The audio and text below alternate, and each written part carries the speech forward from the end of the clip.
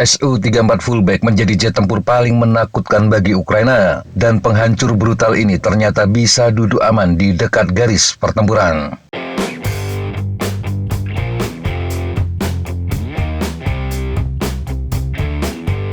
Fullback seperti diketahui telah menjadi platform yang sangat berbahaya. Membawa bom FAB berbagai kelas, Su-34 telah menghadirkan mimpi buruk dan kehancuran di banyak tempat.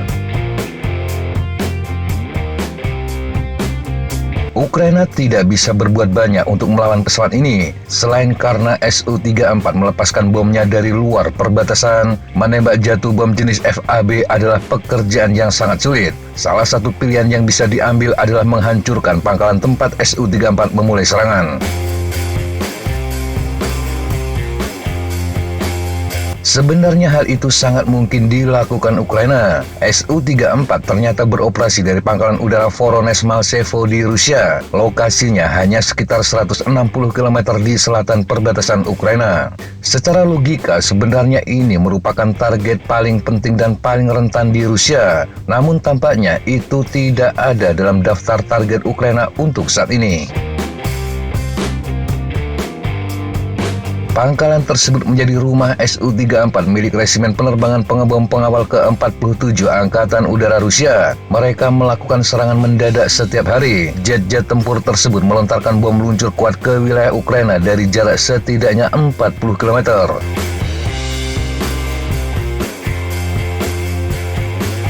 Puluhan Sukhoi Su-34 milik resimen tersebut mungkin mewakili sekitar setengah dari armada aktif bomber tempur supersonik bermesin gada milik Rusia tersebut. Hanya diperlukan beberapa menit bagi sebuah Sukhoi untuk mencapai area peluncuran di dekat perbatasan dan kemudian kembali ke pangkalan. Jet yang ditempatkan di lapangan terbang itu juga bisa dikerahkan secara bersamaan. Ini memungkinkan beberapa sasaran di wilayah Ukraina untuk diserang secara bersamaan. Pangkalan ini sebenarnya berada dalam jangkauan senjata serangan dalam terbaik Ukraina, yakni Army Tactical Missile System atau ATACMS. Senjata bantuan Amerika ini memiliki jangkauan hingga 300 km.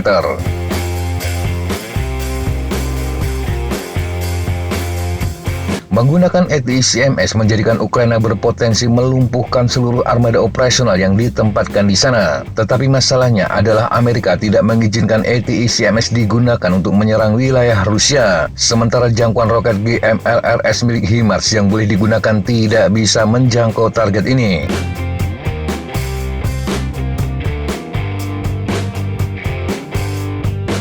Dengan situasi tersebut, maka Su-34 di Voronezh Maltsevo masih bisa duduk dengan aman. Mereka masih bisa mengebom dengan hampir tanpa hukuman. Setiap hari rata-rata mereka meluncurkan 100 bom luncur yang sangat merusak tersebut. Salah satu pilihan lain adalah menembak jatuh pesawat sebelum mereka melepaskan amunisinya. Masalahnya, Ukraina tidak memiliki cukup sistem pertahanan udara Patriot. Jumlah mereka yang terbatas juga lebih difokuskan untuk melindungi kota-kota besar, dan menempatkan mereka di dekat garis pertempuran juga akan memunculkan resiko besar. Ukraina memiliki antara 4 hingga 5 baterai Patriot yang sudah diinstal atau sedang dalam proses. Satu melindungi Kiev dan yang lainnya kemungkinan melindungi Odessa dan Kharkiv. 2 baterai tambahan yang telah dijanjikan Jerman dan Amerika tetapi belum dikirimkan dapat melindungi Dnipro dan Kryvyi Rih. Kecuali sampai sekutu Ukraina mengirimkan lebih banyak baterai Patriot, kecil kemungkinan Kiev mengambil resiko mengirim 1 baterai Patriot di sepanjang perbatasan utara, terutama antara Voronezh dan Kharkiv. Mencoba menyergap jet-jet dari Voronezh Maltsevo dengan baterai Patriot juga sangat berisiko. Ini adalah lingkungan yang dipenuhi drone, hingga kemungkinan mereka terdeteksi terlebih dahulu menjadi sangat besar. Demikian pula dengan F-16 yang akan diterima Ukraina. Jet tempur satu mesin ini akan sulit melawan pesawat yang membawa bom luncur. Masalah utamanya adalah pertahanan udara berbasis darat Rusia. Ini akan membuat berbahaya bagi pesawat tempur Ukraina terbang di ketinggian hampir dimanapun di Ukraina, terutama dalam jarak sekitar 200 km dari garis depan. Ketika berada dekat dengan garis depan, pilot Ukraina harus menerbangkannya pada ketinggian yang sangat rendah agar tidak terdeteksi dan ditembak jatuh. Persoalannya, pada ketinggian rendah seperti itu, rudal F-16 akan diluncurkan di udara padat dengan banyak hambatan aerodinamis. Juga harus melawan gravitasi untuk mencapai ketinggian targetnya. Itu akan membatasi jangkauan mereka.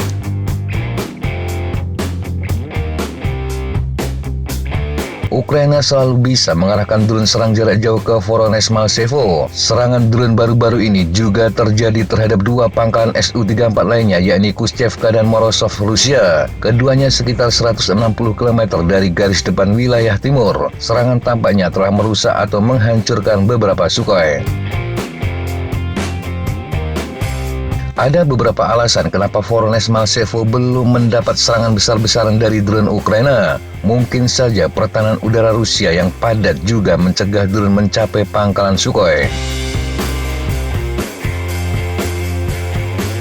Hal ini membawa pilihan kembali ke ATACMS menjadi senjata terbaik untuk menyerang Voronezh dan menumpulkan kampanye pengeboman Rusia. Namun Ukraina tidak akan membahayakan pasukan roket di masa depan dengan menggunakannya untuk menyerang sasaran yang belum disetujui oleh Amerika Serikat.